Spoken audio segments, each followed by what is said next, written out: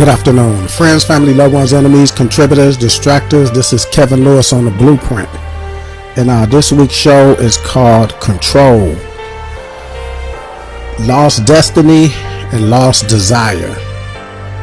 And I want to talk about some issues that we have or we've been having in our communities and the problems that we've been having trying to solve our issues and our problems. And what brought this about, the topic and the conversation that I wanted to have, is I'm part of a group, a male group of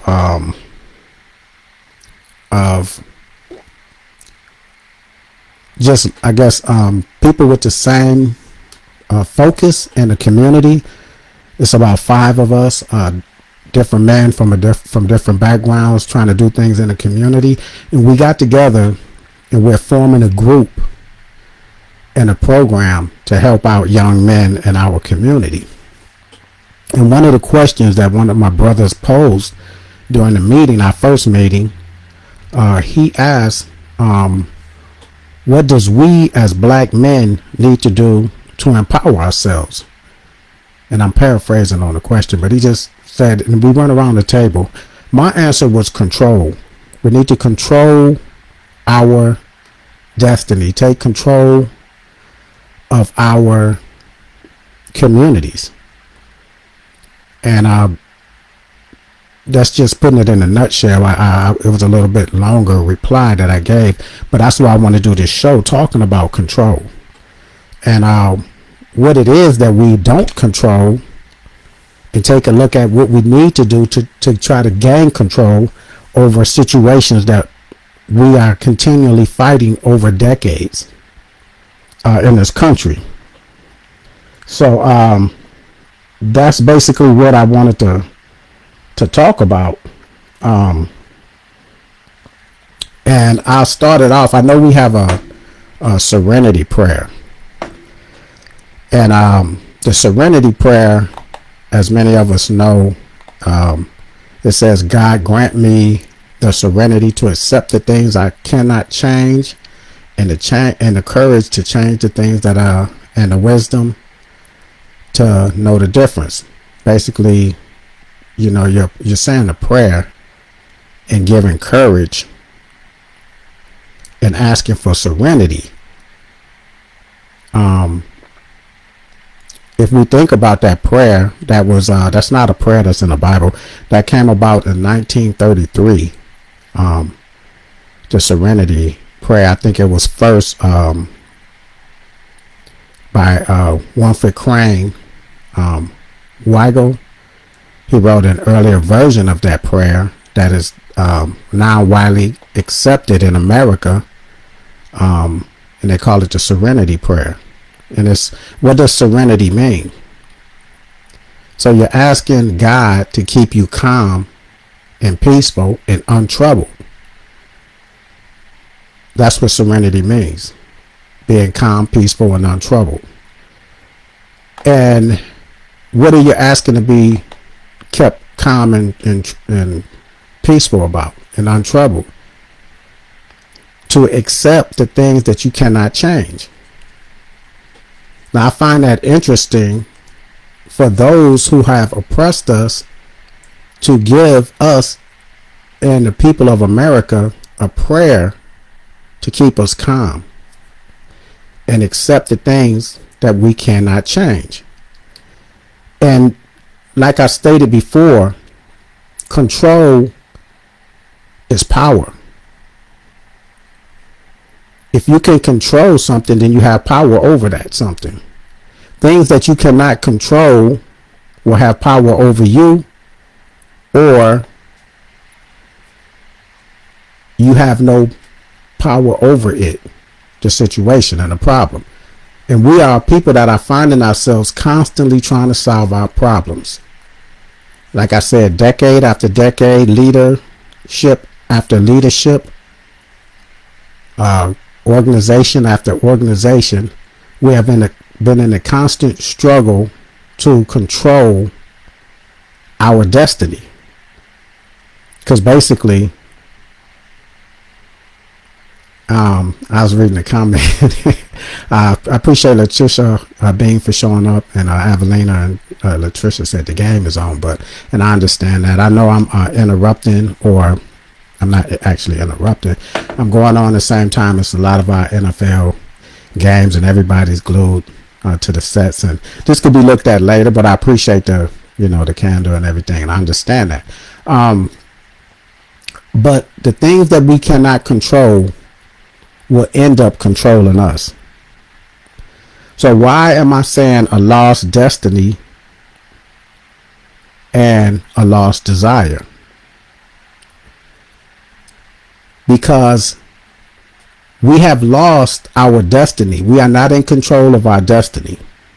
Someone else is controlling the wheel. Someone else is behind the wheel. Many of us, you say, Jesus, take the wheel. That is something that is imprinted upon us. We're hoping for someone else or something else to control something that we are believing that we are unable to control. And this is all I'm talking about. The belief that you cannot control something. That it is not within your power.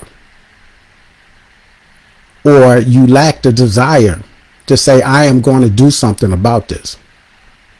So it's easy to say when you go into a problem or you got an issue that seems monumental, to say, Jesus, take the wheel. I'm just going to pray about it. This is what has been designed for us to do in this country. And I'm not downgrading or dismissing religion or anything like that. But you should be praying for the power to figure out what you can do about the issues that is at hand, whatever the issue is, whatever the problem is at hand. But with the serenity prayer, well, the reason I brought that up is because it's telling you to ask God to calm you. And the last thing if you're going to be calm, collective, but you still should be determined. And what I'm saying, you don't lose control of your emotions when you're trying to solve a problem. You want to be calm and calculated in solving the issue. That's what you should be praying for. Because our problems are steadily being presented to us time after time after time, whatever our issues are, whatever our problems are. But it seems that we've lost the desire to control our own destiny. When the pilgrims came here, the colonizers came here, they called it manifest destiny. So everything that they had to do, they put that on God to say that God wanted us to do this to everybody that we're doing this to. If you're calling yourself a religious people and you're doing sinful things, the way you justify it is to say you're doing it in the name of God. So that's what manifest destiny was. It was a manifested destiny from the Creator for the Europeans to come here and dominate the Native Americans, to slaughter the Native Americans. What happened in those villages stayed in those villages. You didn't bring that back and talk to the women and the children and the church, the congregation, after you went into the villages and burned them down and murdered the men and raped the women and killed the babies. You didn't go back to the church that you was attending and talk about that stuff. What's happened in those battlefields stayed in those battlefields. But you justified it by saying it was manifest destiny. And I'm saying that we have to get to the point that we have to attempt to manifest our own destiny. Because those that are in control of our destiny have no good intentions for us and our fate in this country and our destiny in this country. This is the point that I need to talk about. I think that we need to discuss. This is why we keep having these organizations gathering and creating these organizations to try to solve our problems. So what's the main problem? We have no control. We have to seize control on our own accord. We have to seize control. Well, how do you go about doing it? Well, first you have to recognize the problem that you have before you are able to control or rectify the problem. Everything around us is out of order. Our relationships, they're out of order. When you're talking about the black community, our relationships are out of order. As men, we should be in control of our community and our people and our relationship. A woman wants to follow your lead if she believes you have control. If she see that she's not putting herself in peril by following your lead, then she will submit to you. We always talk about that. And I have all these guys, I know friends, they always talk about these women don't know how to submit. They don't know how they want to be dominant. They want to, but actually she has to be that, or she will be that if she see that you don't have those leadership qualities. So that's the problem for us men to deal with. When I hear men sit up and talk about, well, these women don't know how to listen, that's because they don't have trust in your ability. They don't know how to submit, or they don't want to submit because they don't have trust in your ability to lead. What will they submit to? Why should they submit to you? That would be my question. And I think that is the natural order of things in a relationship between a man and a woman, is for the woman to submit to the leadership of a man. And she won't do that unless she's a weak woman. Only a weak woman will submit to a man that she sees as weak. She will still see him as being stronger than her, and she's looking for something to latch on to. But if you have a strong woman, she should never and would never submit to a weak man. That's not how things work in nature. That is not the nature of the human family. And that is not what's happening in the black community. Thus, we have all of these guys sitting up complaining about our relationships with our woman. But you have to look in the mirror and ask yourself why, if you are in this point of complaining about relationship issues. But if you look at our relationship as a whole with our woman, as a black man, there's a problem. If you look at our relationship with our kids, there's a problem. And if you look at our relationship with the kids in our communities, there is a problem. It's evident the problem that we are seeing and talking about when we talk about our relationships. I rarely hear any other race talking about their women not being or wanting to submit. I don't hear Asian community talking about their women not wanting to submit. Whatever excuse you want to use for that being a problem, or if you want to blame that woman for it, but I like I said, it is a natural thing for a woman to submit to someone that she believes in. And that's the key, to someone she believes in. Not saying that she don't want to be with you, but she's going to help you. She's going to try to help you drive that car. You're going to have hands on the wheel, the passenger side, or she's going to be wanting to drive.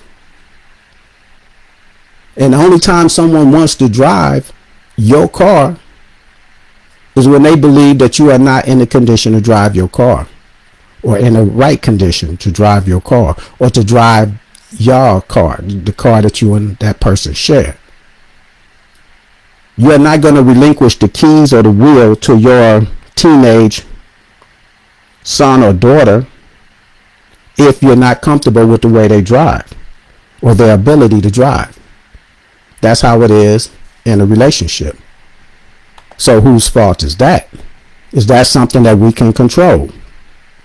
The reason I say that we don't have control over our kids, I'm not talking about in the house saying, do what I say. But our kids are a product of our leadership. Once they leave the house and they are on their own, they are a reflection of the leadership of that household that they came out of.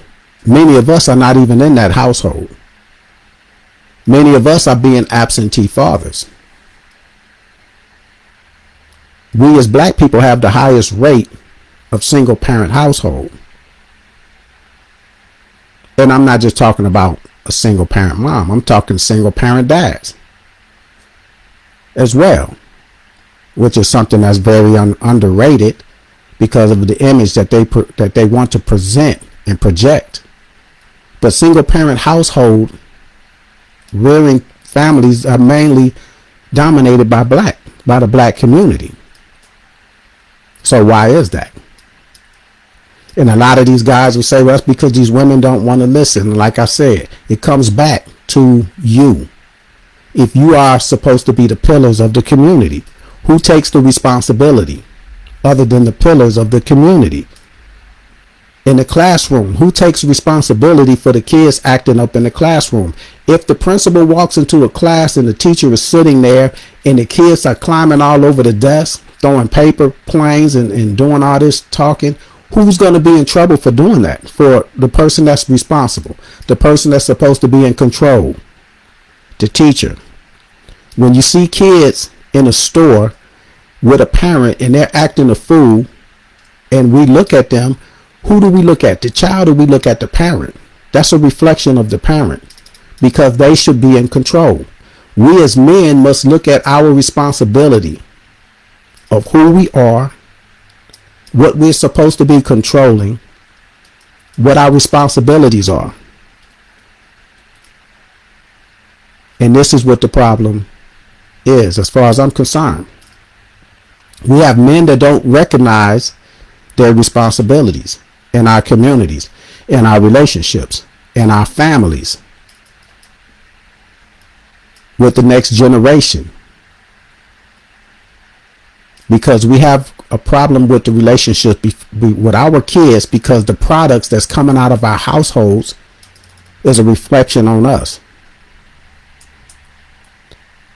Even though we may be doing the best that we can, the best that we can do is not good enough. If it's putting us in a predicament that we are rearing kids that's made for the system, we don't control our resources. This is a main problem that we have. You're sending your kid off to college. I'm not just talking about these kids that's out, gang banging or whatever. I'm talking about the kids that we're sending off to college. And we're thinking that we're successful. Those are resources for our community. That should be resources for our community. But we don't control our resources. Because even those bright children that we are so proud of, that go off to these colleges, these PWIs, and some go off to HBCUs, some that go off to trade school, some that go off to the military. In each of those instances, those are resources for our black community. They should be resources for the black community, but we do not control our resources. We are being educated to raise resources for others. We are raising our resources to be the resources of others and not for ourselves.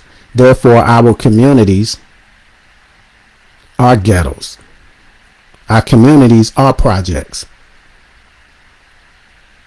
I was listening to Dr. Omar Johnson.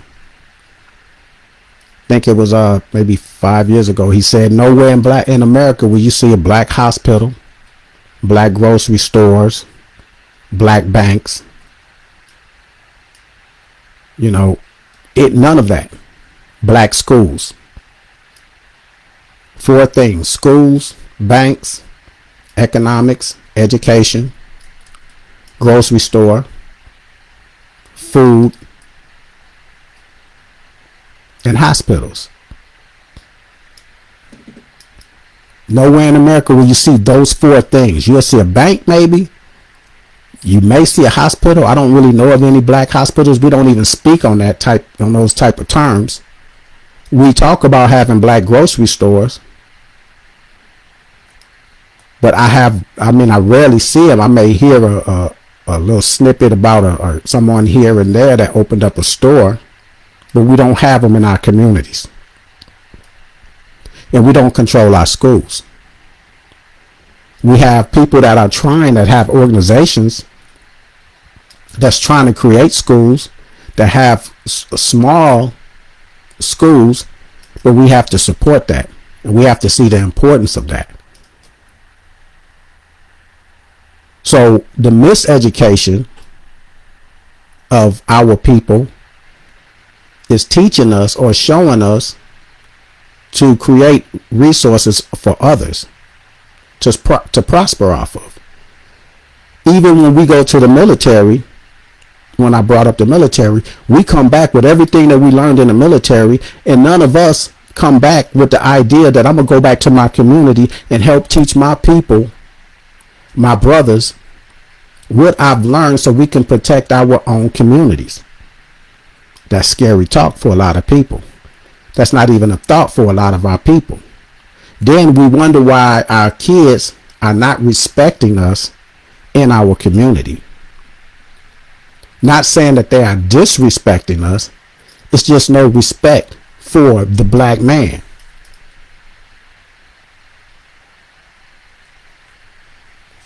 And that's the difference. And I'm not saying our women in our relationships are disrespecting us, but I'm saying our weight, the respect that we should have, is not there. Therefore, we have problems of control. I'd like to thank Mike for showing up. He said the message is more important. He was talking about than the NFL game. Sharon, I appreciate you showing up, sister. Hotep. And Lede, I appreciate you showing up. Isha said, hey, appreciate you. Assalamu alaikum, Jesse. Appreciate you showing up. He said, yes, sir, that's correct. And Coretta, I appreciate you showing up. Aisha, I'm going to read a quote. She said, we had an all-black nursing home here in Buffalo, but they ran it into the ground and the state took over. I used to work there and it was beautiful in the beginning, but ghetto. And I appreciate that comment. And I have no idea, and we don't have any ideas about things like that. But why did that happen? This is something that we have to ask ourselves. And a lot of times when things like that happen, when something falls apart, we put the blame on it being controlled by blacks. This is the main thing that happens. I was getting into conversations with other males about the HBCU issue with Jackson State, which I'm gonna touch on that again. The thing was, the first thing that a lot of people wanted to do was criticize. Well, Jackson State was in this type of condition. The HBCUs, they don't play in these type of bowls. The HBCUs, and it's all the blame on the HBCUs. And I told him, if that's the problem, that's a reflection on us. My kids could come up in my house and I could tell everybody, well, I don't deal with my kids. I don't do this. That's not the case. But I'm saying it could be a situation like that. And I could say, well, my son don't listen. My daughter don't listen. Well, that's a reflection on me. Because I have the opportunity to raise them from being a baby. I have every opportunity to give them, to show respect to me and to respect what I do. If I put myself in a position to be respected, because it will be a point in time that your child will become old enough to look you eye to eye and think about things from their perspective and recognize things from an adult perspective. And they will itemize everything that has gone on in their rearing. Unless you raise them to be like you in your state of failure. If you are a positive model, you should want your kids to be even more than you are.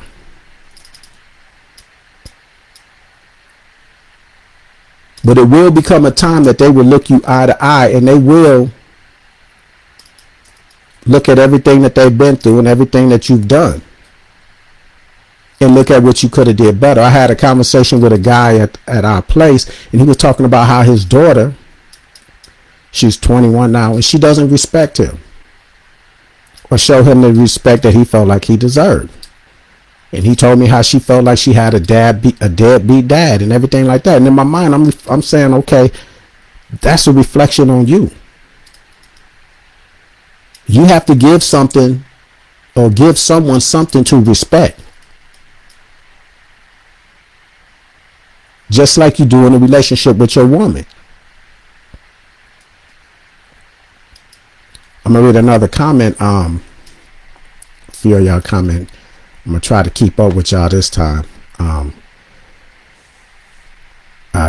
Jesse said integration was the worst thing for the black and brown family. I appreciate that, and I agree with that wholeheartedly. I stated that on many occasions on this show.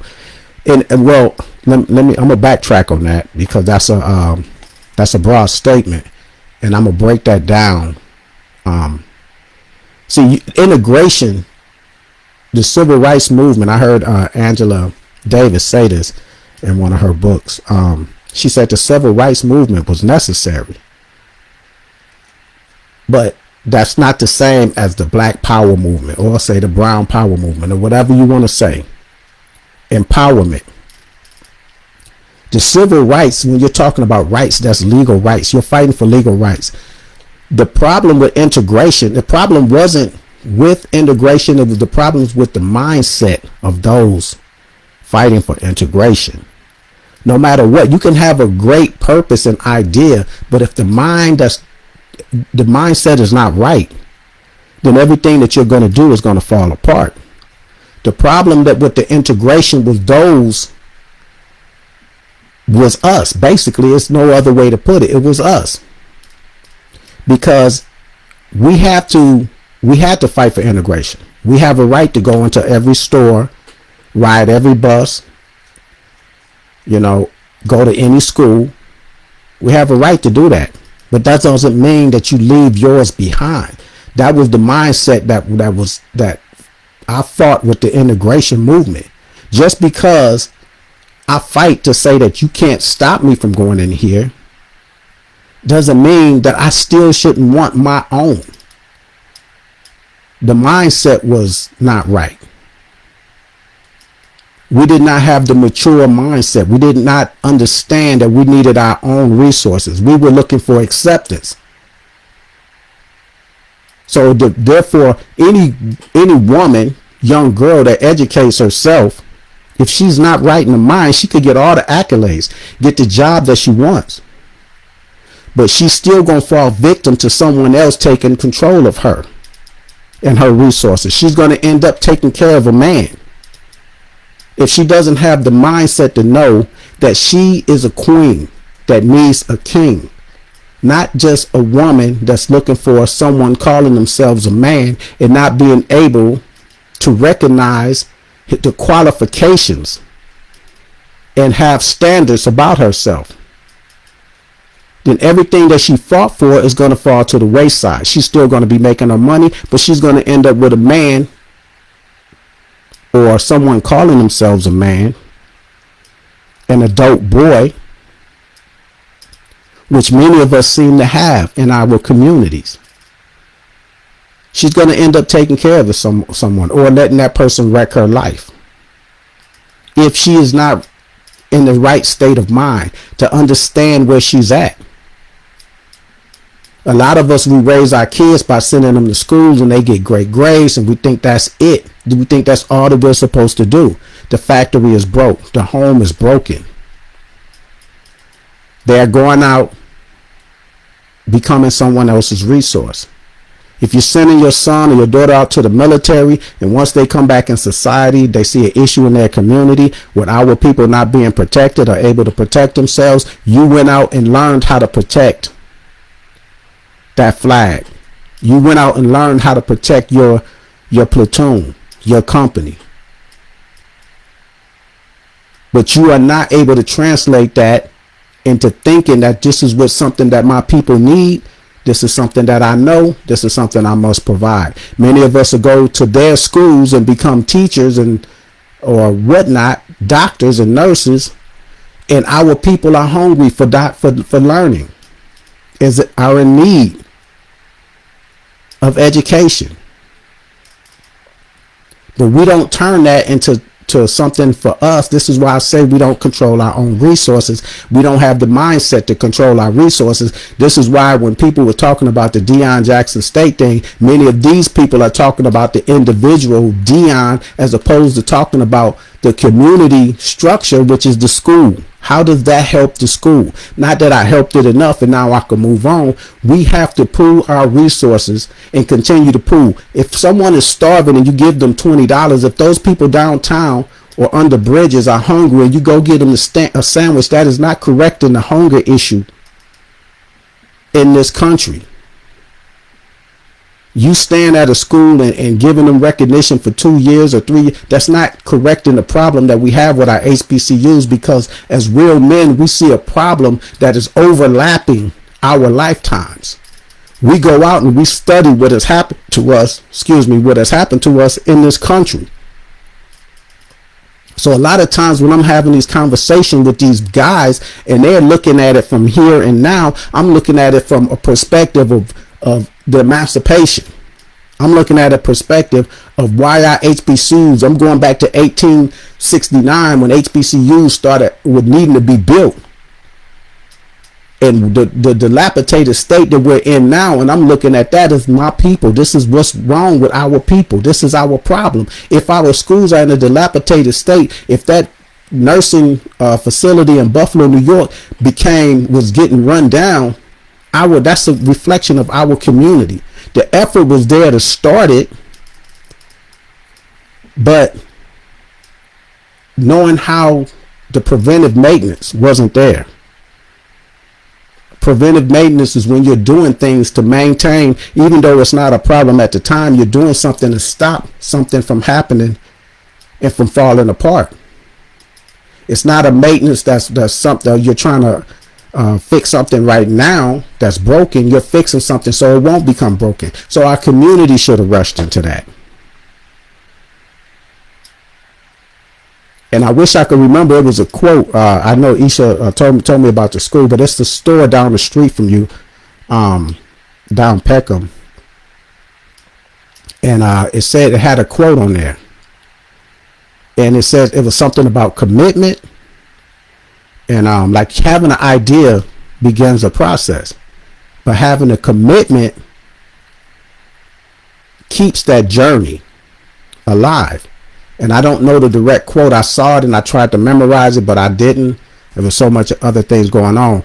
But it's so profound because we have a lot of times the idea to create something, but we don't have the wherewithal or the know-how to maintain it, or the unity to try to keep it going. Someone else can have that or could create something and we'll look at it and say that's a great job. But we should be pooling our resources into things, into programs that we think is a good idea. It's a good idea to have your own medical facilities. Someone should have stepped in and took over that instead of letting it be run into the ground. Because we know the others, our enemies, would want to run it into the ground. They would try to strip resources from it. We won't pool our money into anything like that. And this is why I wanted to say what I said about integration. Integration had to happen. Integration was supposed to happen. But the mentality of the people that's being integrated is at fault when we turn our backs on our own. We continue to do that. Let me get into some comments. I'm sorry if I'm going on a tangent. I wish I had a notification that somebody commented. But Sharon said we must educate and protect our own community, and that's the main thing that we have to get into. Protect. That's a big thing, as far as I'm concerned. You could build what you want, but if you don't know how to protect it from being taken over, you don't know how to protect it from being and a lot of times when people think I'm talking about protection, they think I'm talking about being out there like Huey Newton and Bobby Seale and them with an AK and a black leather jacket on the corner. I'm like, no, would you have to protect? Because people could take your property. They could close your school down over taxes. You know, they could close. So you have to be able to protect any asset that you have, not just your child, and saying that I'm going to protect it physically from police brutality in our community, because really I could be like, we don't need to be sending our kids outside our community for anything if we had all the resources within our community that we needed. We are not in that position. We don't have that type of control over anything. But I appreciate the comment. Aisha said it started by the higher ups who ran it. They were still in the community and commuting fraud in the patients' names. And that's unfortunate. But see, like I said, whatever happens, people could start something for whatever reason. But once people start getting involved with it, more hands are involved, and you're starting to say, okay, I need to take this over. I need to see what's going on. I need to blow the whistle on this activity. This is what happened with the HBCUs. People will tell me all the fraud that's going on with HBCUs. And my thing and my response was, but see, when they're telling you this, they're justifying how they think about the situation. That's cognitive dissonance. They're going to look for something wrong. When police are beating up black kids or black women on the side of a highway, the cognitive dissonance of somebody not doing something about it is going to tell them to make an excuse to why they don't have to, or they should not have to be involved to do anything about it.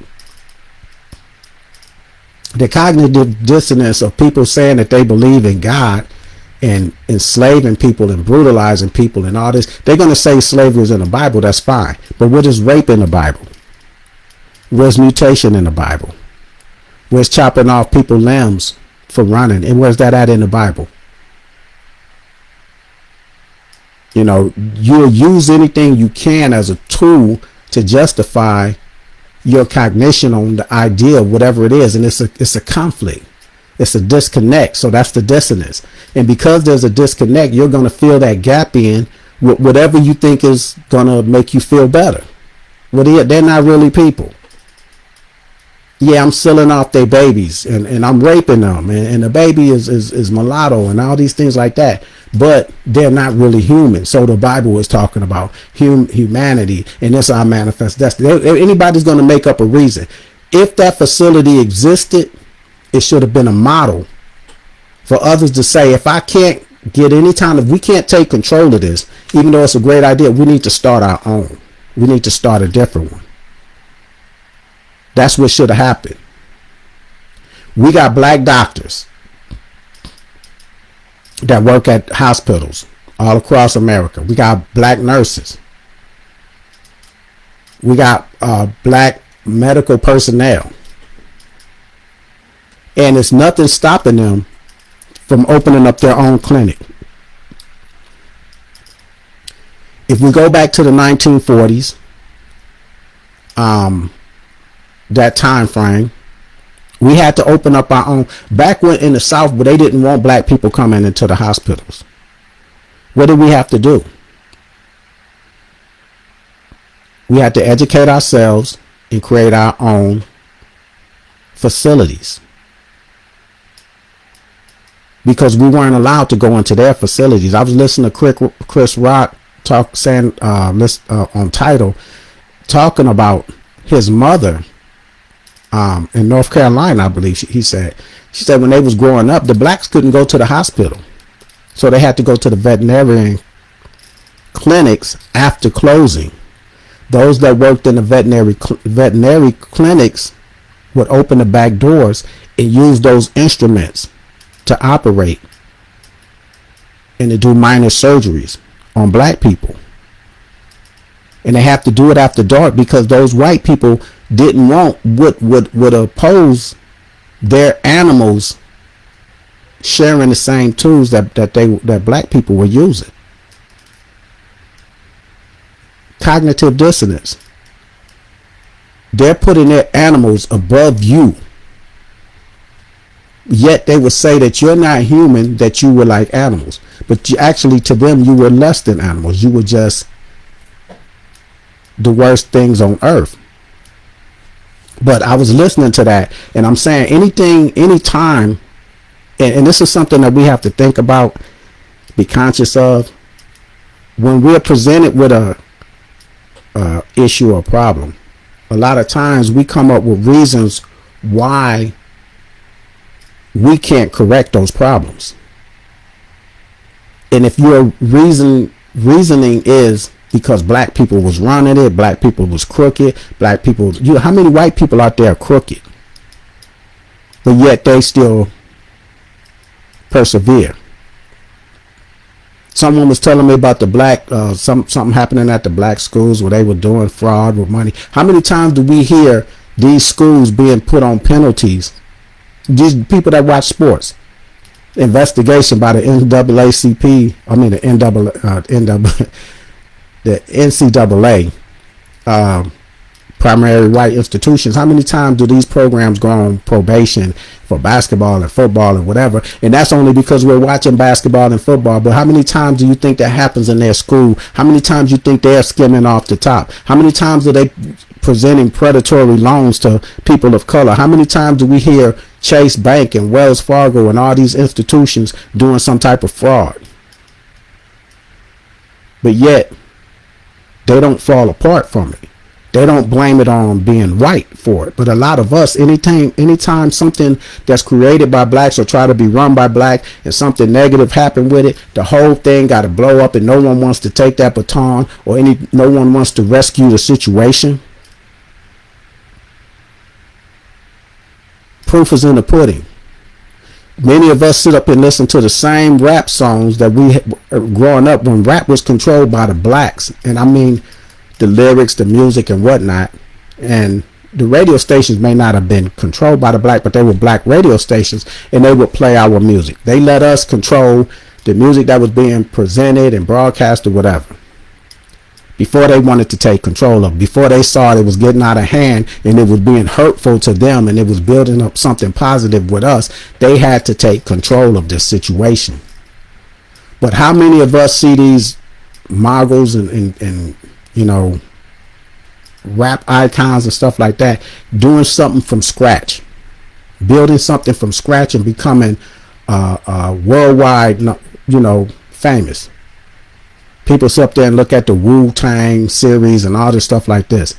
They're known all around the world. Someone came up with an idea. I'm going to put this group together. How many of us and our parents listen to Motown? Know the Temptations, Stevie Wonder, the Supremes, all these groups came from one, you know, black idea with Berry Gordy. Smokey Robinson and the Miracles, the Jackson 5. They put that together. And just because, you know, even if something happened and it fell apart, that doesn't stop the rest of us from taking control of it or building our own. This is a problem that we have as a people when we look at things that we don't control. Those that will control it, if it becomes too popular, too helpful for us, they will find a way to destroy it. We have no way of protecting that. But I appreciate that comment, and that's something that I didn't know. More comments. Michael said we can give our child something to respect, but they feel entitled and we owe them more. That man could have been the best dad ever, but the kid makes up their own mind about how they feel about their parent. And let me get into that. I don't know. I know who the person is, but I don't know their daughter.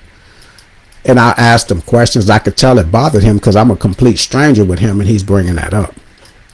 But the mindset, and I give you an example. This is something that's not new. Especially when it comes to us. And I did explain this to him, to look at it not just from your perspective as a parent, but as that younger person's perspective. Like I said, they will look you in the eye one day, you know, and they will itemize the bill, and they will look at some of the things you did wrong. And what do you owe them? It's the same thing that we say, what do we owe our people? The same problem that you said right there. That's correct. That's why these kids don't listen to us.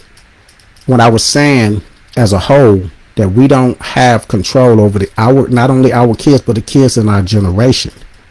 I had a friend of mine. He went to Sam Houston, a little older than me. He was telling me he's friends with one of his teachers on social media, I guess, but he was saying like he had resentment for one of his black teachers at Sam Houston. And I'm going to see if we could get the correlation of this. He was saying like this history teacher, whatever this teacher was, he say the BS. Now, many of us now are looking at the things that we're taught in school. George Washington never told a lie. Abraham Lincoln freed the slaves. Yeah. And it's a whitewash. They'll sit there and they'll talk about the Egyptians and world history, and they show white pictures of Egypt. That's the education level that many of them were on. I was explaining to him that's what a lot of the teachers knew and believed, because that's what they were receiving in colleges to become a teacher. But what happens now is we're in the era of more information. So now we look at those, because we have to be breaking through thresholds on our own. We have to be searching for information on our own. And a lot of times these kids, they're looking at, this is what I have to do. And I have a new mindset that no one taught me at home. So we have to also look at it like, yeah, I didn't know. And I told him about his teacher. That teacher probably didn't know. That teacher was there doing a job that they were taught to do by a system that's in control. That system wasn't going to teach us the atrocities that happened. Many of us didn't know the atrocities that happened during slavery until we saw Roots. And it was worse than that. We think slavery was just somebody making you, pick cotton, and we didn't think about the intricacies of what they was going through. We weren't being told in school about rapes on males and females. We weren't told about the mutilations for the purpose of science, operating on them without anesthetics. We weren't told about things like that. We weren't told about the conditions of the ships. We weren't told about the Emmett Tills we may have seen, but they act like that was isolated incidents. We weren't taught like that. A lot of us didn't even know that.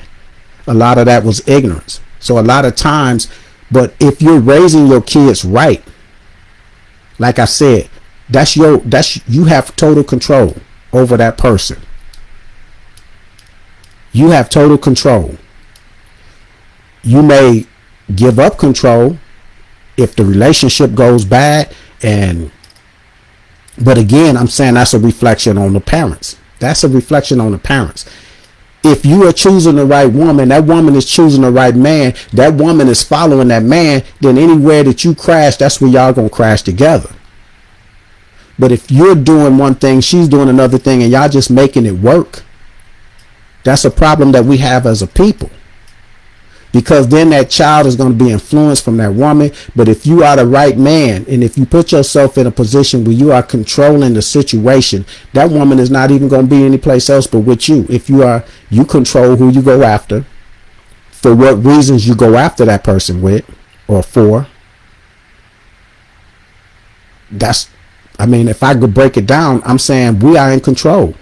Unless that woman came after you and you just said you fell victim, and she just flipped your mind any kind of way, then to me, like if I let somebody in my house, they steal from me, they do whatever, then that's my fault. The bottom line, because I'm the one that lost.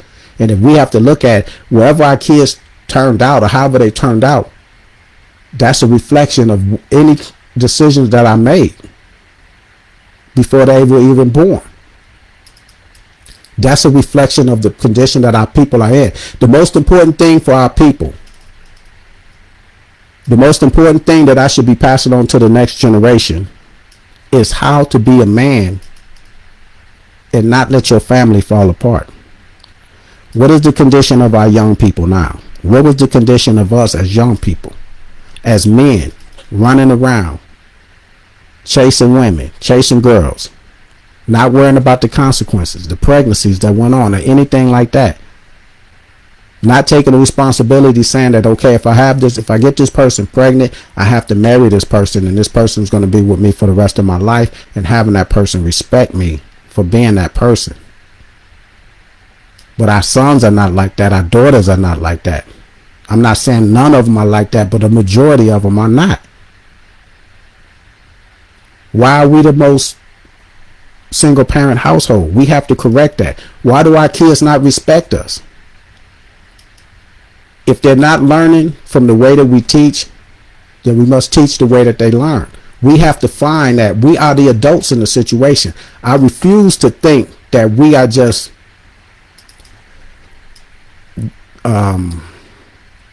not as good as a people, defective as a people. We are the blueprint for mankind.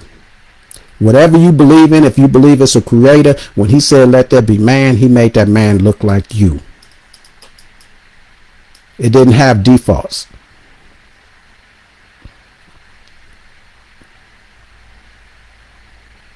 That it was able to continually grow and soar and educate himself and learn. It's no just, reset default mode where you just going to be this person. You have to become that person. We were those people until we got kidnapped and brought here and imprinted upon. So if we're not willing to correct the situation, then that's a reflection on us.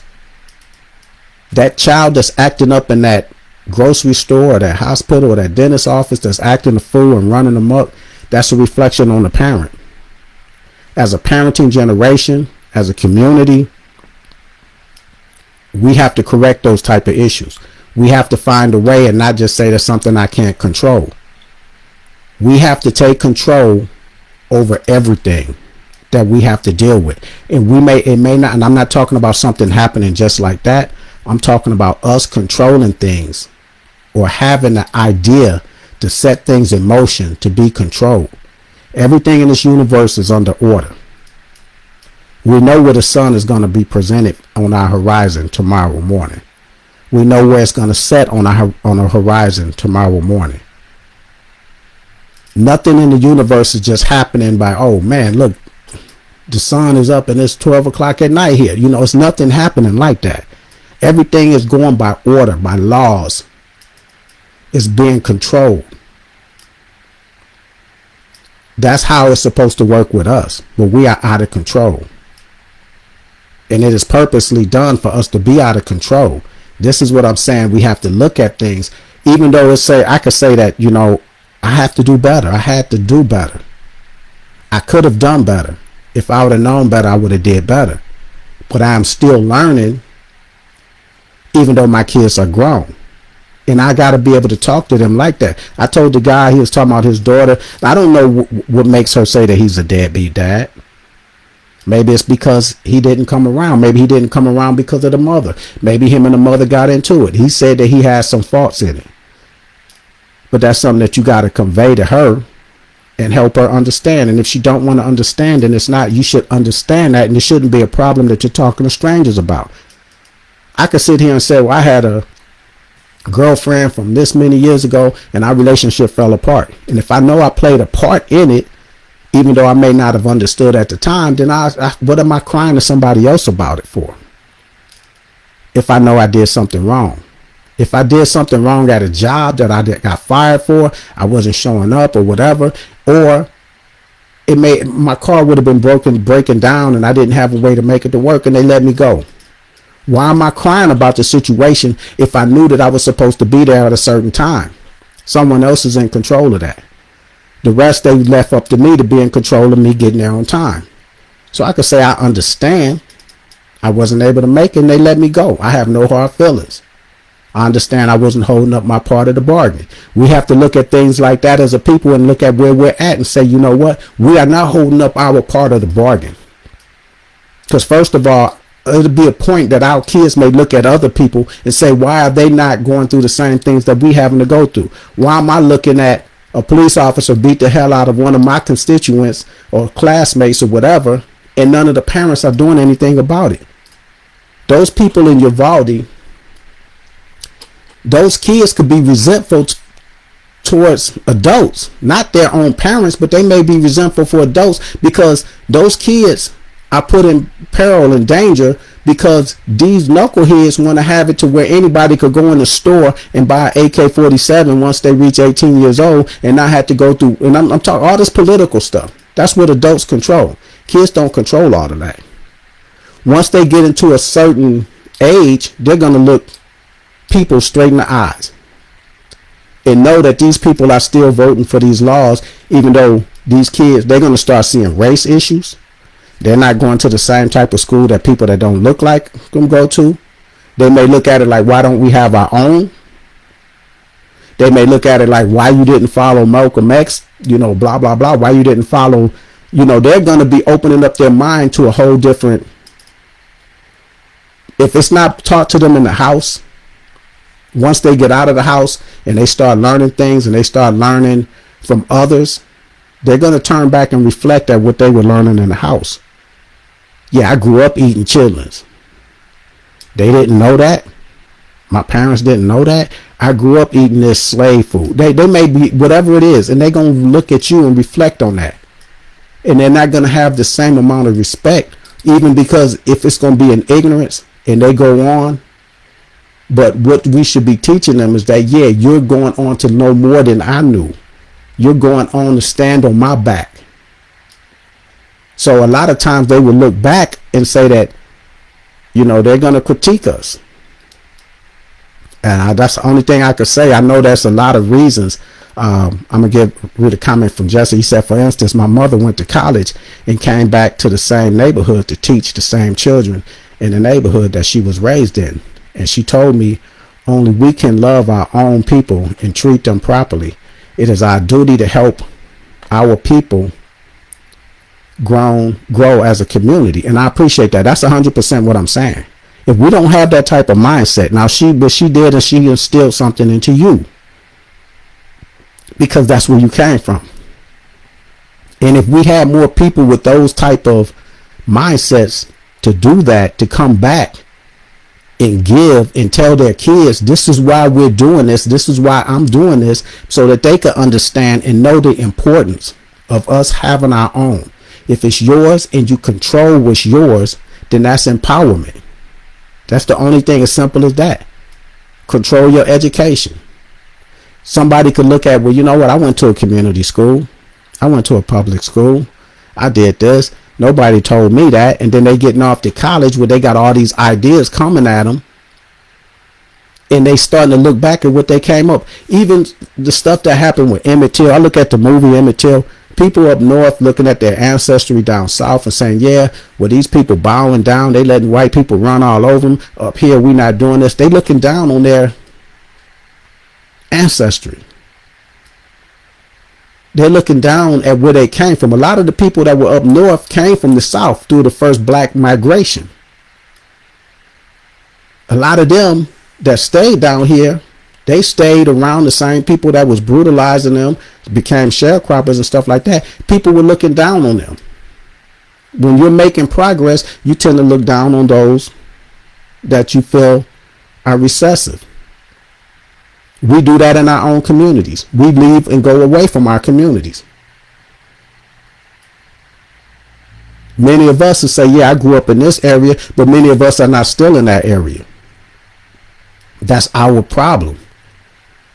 We let our communities and stuff go turn ghetto, like Isha was saying about the facility. Became ghetto. But who should be controlling our facilities? And if you see something in your community that's running rampant and being ran down, that should be prideful to you to step in and say, I'm going to come in. I need to come in and do something about it. If I can't, then I'm going to do something on my own. I'm going to build the same thing because this needs to happen and that needs to stop. That's not our mindset. That's none of our mindsets, because we're not building hospitals. We build churches. We're not building grocery stores. We love the grocery stores that we go to, but we'll go there without any kind of plan when we walk out of these grocery stores to say that we should have our own and we should be doing this to make sure we have our own. None of us are doing that. We have to take control. And when I'm talking about having this grown boy mindset, and this is for women too, but it's the ABC thing, ABCD thing. Those people that always have these mindsets that operate below the line of success, which our people are below the line of success. Us as a people on the whole, we work below the line of success. I'm not talking about the individuals. The individuals, some people are making it, but see, I'm not talking about if you got an individual mindset and you're not worried about your community, then you are a failure to our people anyway. I'm talking about those that's trying to do something for our people. They may be successful in little packets here and there, but the operating under the line of success, A, B, C, D, you always blame others for what's going on. That's A to B. You either always blame. To C is you always complain. D, you always defend your part. You're always in the defense mode of whatever it is that you're doing or not doing. We have to get out of that. I could say, I'm not saying that no one else is to blame, but okay, I know that they're to blame, but I'm not going to keep talking about them being the problem. I need to correct the problem. If someone is steady kicking my ass, then I need to stop them from being able to kick my ass and do whatever it takes to stop them and not just say, well, man, that person knows, jujitsu and I don't know anything. That person's bigger than me. But you know what? You got to find out what you need to do to stop that ass kicking from coming, because we steady getting our ass kicked. And we could blame that person, but those people they enjoy us getting our ass kicked because they're dominating us in every aspect of society. We are producing people, and let me bring this into it. When I'm talking about us as men controlling our kids and our daughters, we have, and our women, been in the control of our women. And I don't mean dominating them, but I mean getting their respect and everything like that. If they know that you are the first line of defense for anything that's happening to them, if your kids understand that you're the first line of defense and you'll do anything to stop anything from happening to them and try to do all that you can, if they see that, they will have respect for you, even with your limitations. Your woman will see that, even with your limitations. She will love you for that, even with your limitations. Whether it's limitations in education or whatever it is, if she knew that you would do anything for that family, for her and that child, then she would respect you for that. You would not just be there and you and her and y'all having discussions about what needs to be done and how it needs to do. She will respect your abilities if you intend to improve yourself. You don't have to go to college for somebody to teach you how to be a man with your family and to do the best you can. To put forth the effort and tell your kids, hey, we're going to this black restaurant. They may not understand it now. We're going to this establishment. When it's an Asian establishment, it's a Mexican establishment, you can say, well, we're going to go here. But why are we going there? I wanted Chinese food. Well, because when I go into this establishment, I see somebody that's working there that looks like us. When I go into their establishment, I don't see anybody that looks like us. I see only them in there. So they're only hiring them in there. And if you start breaking things down like that, and we have that type of mindset, but who puts those mindsets into our people? They have to either start coming out of the house with those mindsets, or they're going to get it in the community. And if they have to go elsewhere to get what they need to survive, to be better equipped to survive, then they're going to look down, whether they say it or not, or be disrespectful or not. It's going to be there, because they're going to grow and they're going to outgrow the limitations that you have. And if they understand it, see, if you talk to them with your limitations and talk down on them for the growth that they had, like the guy I was talking to, like, yeah, man, she up there in New York and she doing, and I'm like, yeah, well, it's a whole lot up there. It's a whole lot of consciousness up there. And if you still talking about black eyed peas for New Year, you still talking about giving your problems to the church, she's not going to respect that. Especially if she go through any hardships and they are going to say that this is the reason I'm going through all this stuff, because nobody's correcting these problems that we're having, these problems that I had as a child.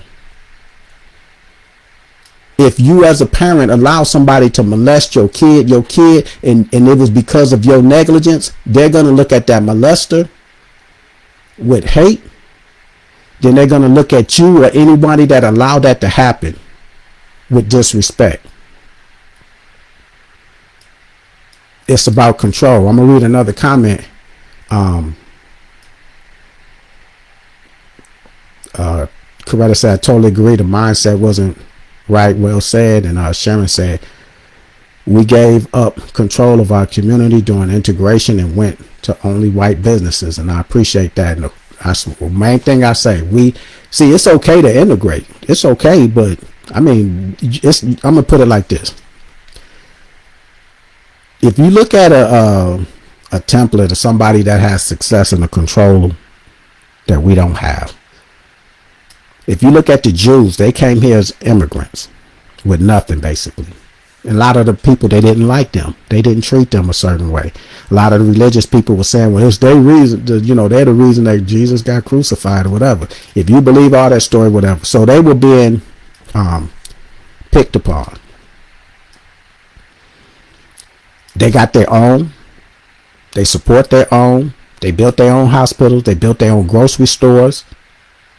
They built their own schools. And not only did they do that, once they got their own stuff, then they went outside and they started influencing the other schools to keep teaching about their issues and their problems and things like that. They put their people in high places. They supported their banks. We got black banks and we don't support them. So that's a problem that's not going to be solved with us when we can't complain about the mortgages and the interest rates and things like that, or not being able to get loans, or black economic power that we talk about. We have all this money, but why all this money is so pertinent or not important? It is pertinent if we know how to use it, but why is it not giving us any power? Because we are not creating any black banks. That's power. We are not creating any grocery stores. We are not creating any hospitals. We're making money and giving that money away to somebody else. They control our dollars. We think we control our dollars, but everything that we're paying our money out to, I'm going to go get a car. There's no black cars being manufactured in America. We happy about working for Ford or Toyota and stuff like that. We're not building our own cars. We got engineers. We got all of that. When I go to the grocery store, there's no black grocery stores around here for me to buy my food from. When I say I'm sick, I need to go to the hospital or doctor, the clinic or whatever, there's no black clinics and hospitals around here. That's the mindset of our people. That we're not in control of anything. They controlling our resources. They controlling the dollars that we make. We making dollars from them. Working from them. We have to look in the mirror and see what it is that we control and what do we need to take control of. They control our music. You listen to the garbage that they putting on, that they're presenting to our kids. They're controlling that music. They control because they're paying the artist that's putting out the crap. They're not signing the artist that's putting out anything positive and productive like it used to be. They took control of the music and said, "Now we got to stop all of this. We got to stop all of this Public Enemy stuff and KRS-One and Poor Righteous Teachers and this X-Clan. We got to stop all of that." And they did, and we allowed them to. And we started listening to gangster stuff and all this stuff like that. And when we was coming up, those people, a lot of those people that we knew that was friends, that was doing all this killings and went to prison, they wasn't listening to Public Enemy. They wasn't listening to X-Clan. They wasn't listening to Poor Righteous Teachers. What were they listening to? NWA. They listened to the gangster stuff for the lifestyle that they wanted to live. That music influenced a lot of kids. We didn't have the internet back then to be knowing how it was in Compton and all that stuff like that. So what they get it from? They get it from the music. They got it from the media, the movies that we were putting out. And our people sit up there and talk about, well, I'm tired of slave movies. And in the same breath, they're turning off of a slave movie, tired of watching it, even though your kids probably haven't watched a lot of them. But then they'll put it on another product of our growing up, 50 Cent. Power. Everything that this guy is producing for us to watch. Power book. And what I mean, all of them that he has, Raising Canaan. Now it's a new one, BMF. It's the same type of shows, the same type of thing. A black man feeding this stuff because this is all he knows how to produce, and he's being able to produce it because they're going to keep paying him to produce it and put it on stars for us to watch it, for our kids to come up watching, to glorify. We are not in control of that. Take control of your household. You're going to tell your kids, you're going to break that down. You say, yeah, this is what we got caught up in. Boys in the Hood. This is what we got caught up in. Old Dog. They glorified that stuff. That turned out a lot of people. That turned a lot of people into being or wanting to be these murderers. We got to have those type of conversations and control our kids and control our communities. We got to break things down so that they could see the poison that's out there. And if we're not breaking it down and telling them the traps, we're getting caught in the same obstacles. That's being set for them too. And if you can't talk to somebody about not doing drugs if you sitting up and you smoking weed all the time or you drinking all the time. If it's okay for you to do it, then their kids gonna think it's okay to do it. But I'm just saying we have to control what's being presented into our houses from outside.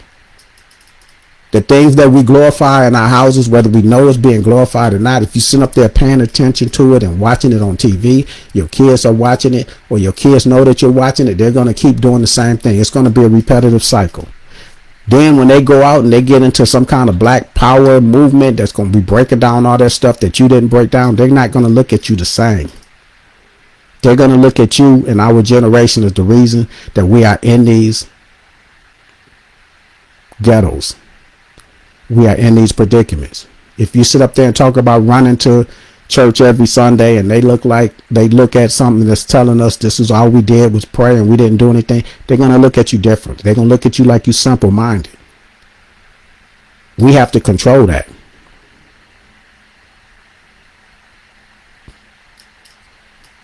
I'm going to read a couple of comments before I start getting up out of here. I did want to touch on a couple of things. But Sharon said, we have been taught to hate ourselves and continue to do so. We must break our mental chains. I appreciate that. And that's the big thing. We have to put our pride to the side. We got to understand what we've gone through, what we learned. I'm not saying look down on anybody, ancestors or anything like that, or what they subjected and submitted to. We have to understand that that's probably where they were at to help us get to where we need to go. When they was like, when white people walk on the sidewalk, you got to get to the side. You got to look down to the ground. A lot of us will look at that and we'll look down on people. And that's the concept that I'm talking about. It was people of us at this time that was saying, put your head down when a white person comes. You don't look them in the face. That was something from slavery, but that was something that was carried on in the 50s. I think if you look at the Till movie, you'll see that his mother was telling him that this is how it is down south. When white people look at you, even though in the movie they're going to show that she was being disrespected in the store up there in Chicago, but it wasn't to that extent. But this is talking points and teaching points. So now what happened is, from the dialogue that you heard, the people up north had a different perspective on the black people down south. They looked at them as being weak for putting up with that stuff, or they should have got from up out of there and came up north, where, whatever the situation is, they looked down on them. So when she was sending her son down there, she gave him rules. When a white person walk on the sidewalk, get to the side, get off the sidewalk. If they don't look them in the face, if you bump into them by mistake, then bow down on your knees and ask for forgiveness. This is what she told her son. And it still didn't work. But I'm saying this is the mindset. These are teachable moments. So you can't look down. And then when her son got killed, she looked at her family and said, well, you let these two men come in the house and take my boy, and you got a shotgun on the wall. Yeah, but it ain't like that down here. But that's the certain thing of looking down on somebody where you felt like they could have did something and they didn't. They may look at us like we could have did something and we didn't. What type of movement were you in when you were raising your kids?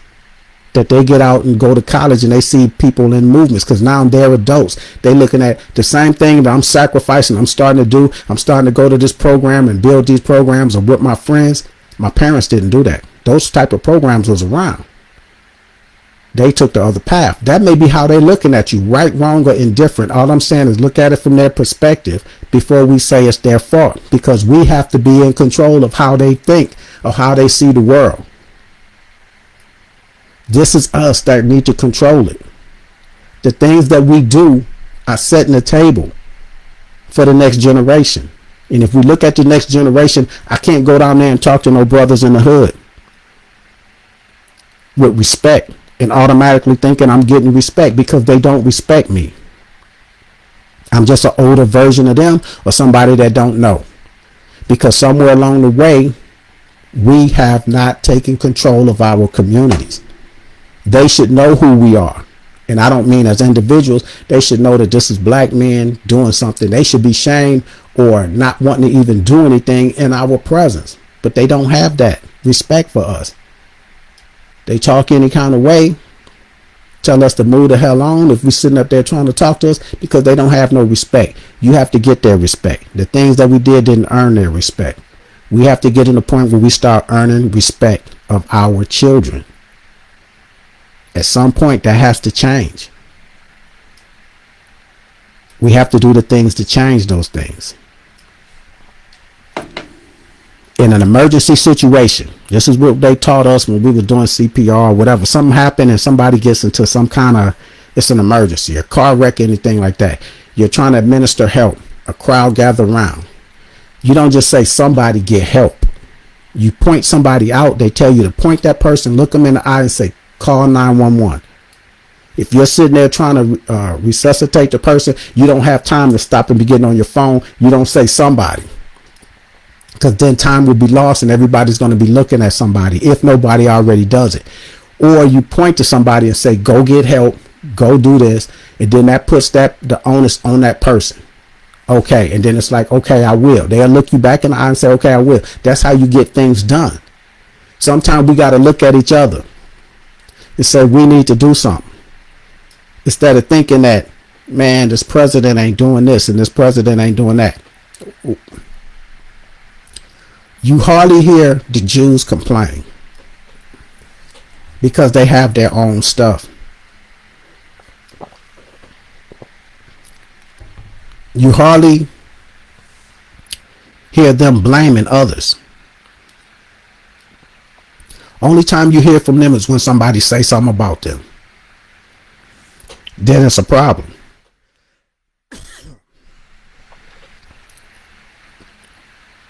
They don't operate below the line of success. They're successful in propelling their people over us. We're thinking about the individual.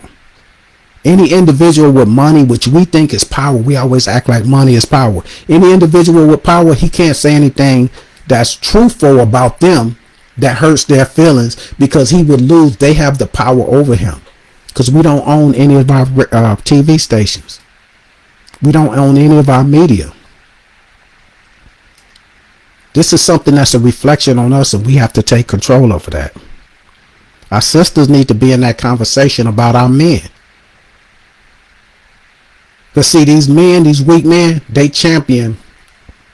You'll hear these weak men, they're champion Kevin Samuels. Why do you need another man to put your woman in place, and then you sit on the sideline like a cheerleader because he's saying something that you hear what he said. You a cheerleader for a man putting your woman in place. I don't need no other man to put my woman in check or to tell me what my woman is doing wrong, or sit up there and watch him talk about and tear down a black woman for whatever she's doing. And I'm cheering it on. That's the mindset that some of us are in. Yeah, but he's saying some stuff right. You don't know right. You need somebody else to tell you what's right. We're not raising our daughters because they're becoming women. Sitting up here listening to what's the dude's name? Derek Jackson. People like that. And I'm just not going to put just people like that. telling you he's not a real man if he don't do this. You don't know how to recognize a real man. You didn't have a real man in your household.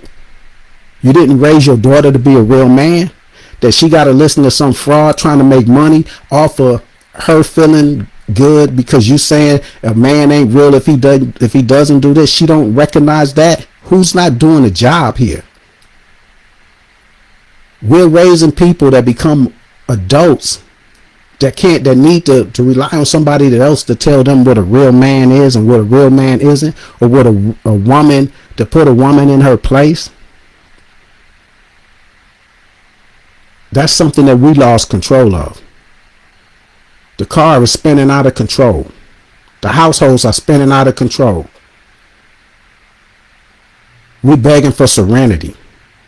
We happy being calm while it's happening.